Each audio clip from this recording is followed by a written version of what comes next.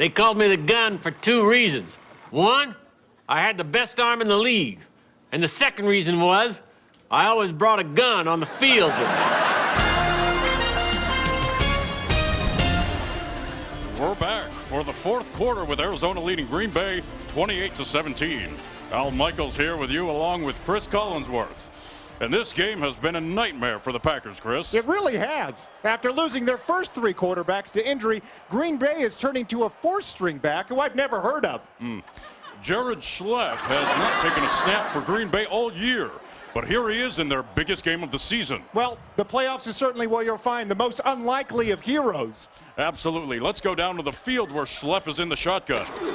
He takes the snap. Oh, my God! Mercy! Folks, this is one of the worst injuries I've seen in my 40-year career. That's just devastating. I think watching that made me sick. Absolutely. No one should ever have to witness something that shocking. Let's see it again. Oh, my. I do pray for him, I do. Absolutely. Let me assure all the viewers at home that we are not going to subject you to that again. From that angle. This new angle is much better.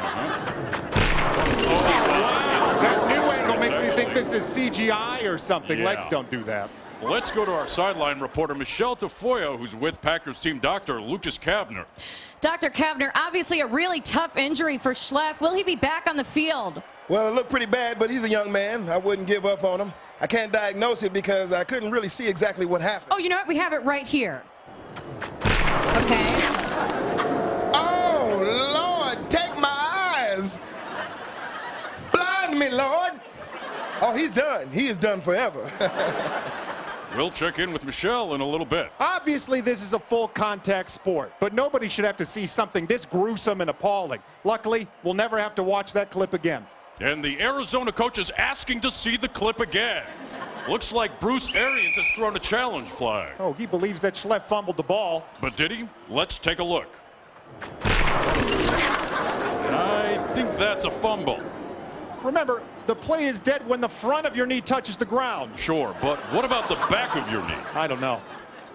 In the meantime, let's go back to Michelle, who's with Jared Schleff. Al, Dr. Kavner is doing what he can for Schleff. He's holding a Bible. Now he's pulled out a gun. He seems to be weighing his options. Back to you, Al. Okay. Let's move on to something fun. Our AT&T fan pinion of the game. Tonight's fan pinion is about Jared Schleff. What do you think was the worst part of Jared's injury? Was it A, the nauseating reality that legs could bend like that? B, that sound, that terrible sound? Or C, knowing that somewhere deep down, this is why you watch football? Text us your answers. We'll have the results after this commercial. When we return, Green Bay finds another quarterback. Looks like the coach is asking for volunteers from the crowd. Big opportunity for a fan. Oh, wow. At the end of the first half, it's Garrison 28 and Newton High 21. Get in here, guys. Now, take a seat. We can win this. Where's the defense? Y'all can't tackle anybody. It's just coach. It's harder to tackle with the new rules. Oh, the new league-wide concussion rules. That's your excuse. Do we need to go over this again? Okay, fine. Crandall. Yes, Come on, coach. get up here. Now, what's so hard about this? It's the same tackle you fellas have always done. It's just a little safer on the noggin. You see your man, right? That's your target. Okay, so we want to plant, arch that back, shoulders over feet, guys. Then engage. That brings him up. Then as he goes down, you cup the nape of the neck. Supporting him and lower him gently to the turf. Like a prince putting his princess to bed. Back of the head. Put your princess to bed! Good. Now as he's going down, you're going to want to check in with him. Crandall, are you feeling supported? I feel safe, coach. Okay, good. Now that he's on the ground, you assess his cognitive awareness. Does everybody have their pen lights? Yes, sir! Okay, check their eyes. Remember, if the pupils dilate. You did great! Okay,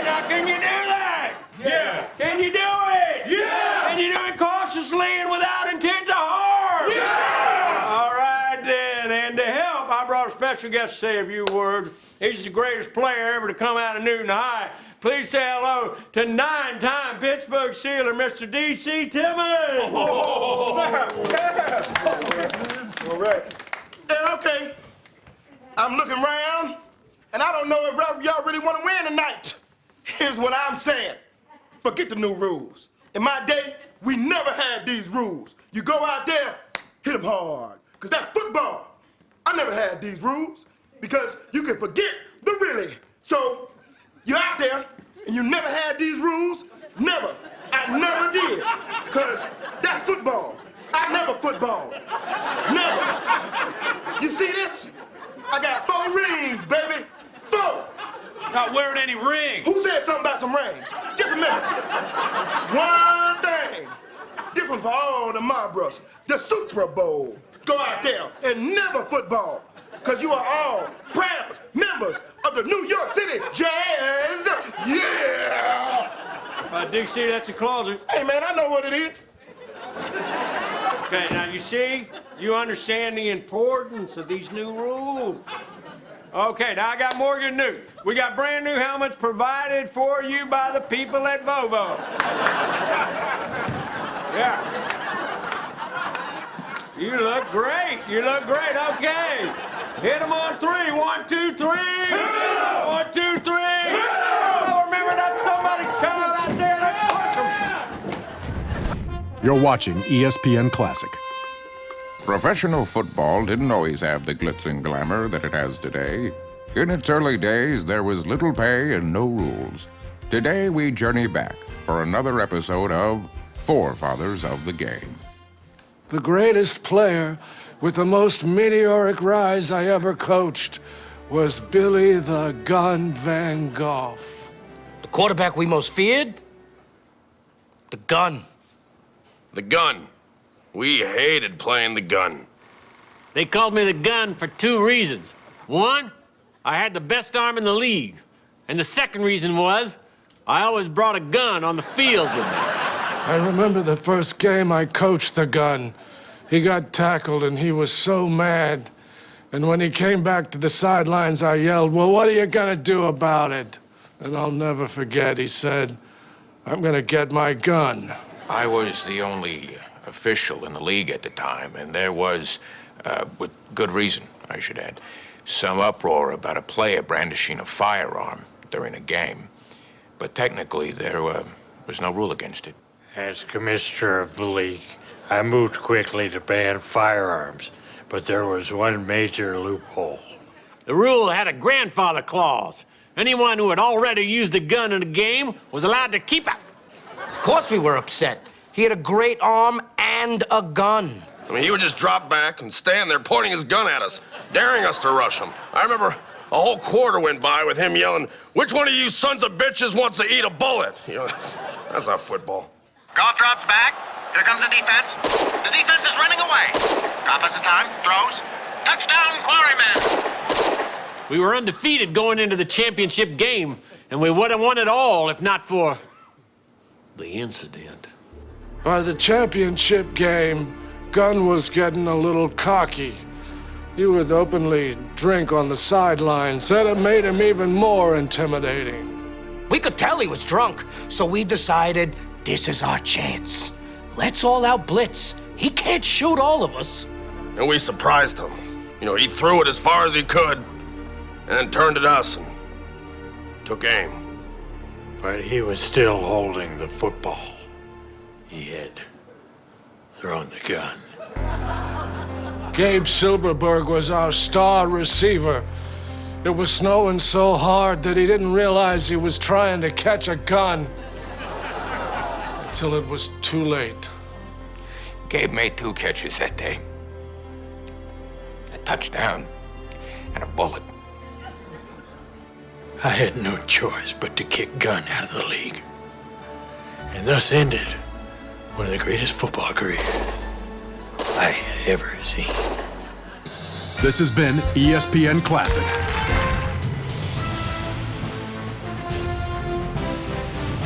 Hello and welcome to the NFL on CBS. I'm Jim Nance, and with me in the booth is Phil Simms. Great to be here, Jim.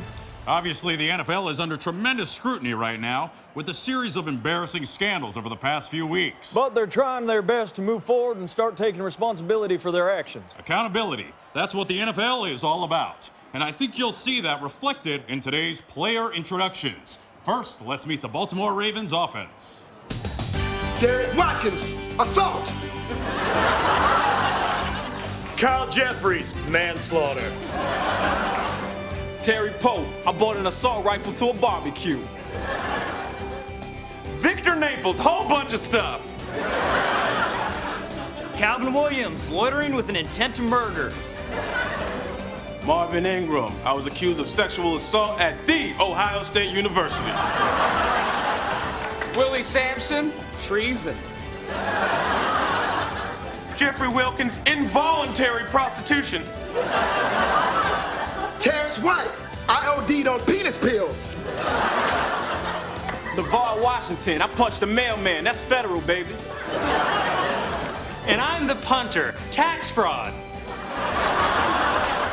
Wow, certainly a different lineup than we're used to seeing. Well, there have been a lot of suspensions, so the teams look significantly different than they did last week. The players look less athletic. I noticed that as well. Now, will the players be discussing the punishments they receive for their offenses? Well, no, there weren't any, so we're not. Now, let's meet the visiting Carolina Panthers defense. Jacob Reynolds burned down a strip club. Donald Washburn, American Taliban. Wendell Jones, I love cocaine. Devin Peters, Stanford. Bart Dolman, I haven't done nothing yet, but I'm gonna. Barry Jenkins, I did some weird stuff on a cruise ship. Greg Watkins, I was on that cruise too, it's pretty fun. Abascool Surma, Somali pirate. Kendrick Douglas, I hit my wife. And I'm his wife. I hit his ass back. And Melvin McDonald, I sent a picture of my ding-dong to Michelle Obama. Go Panthers! Well, as you can see, it's a whole new era for the National Football League. So let's get you straight to the field for kickoff. We'll see you back here for the Bud Light La Marita halftime show featuring Chris Brown and a very special tribute to Pac-Man Jones. This is the NFL on CBS.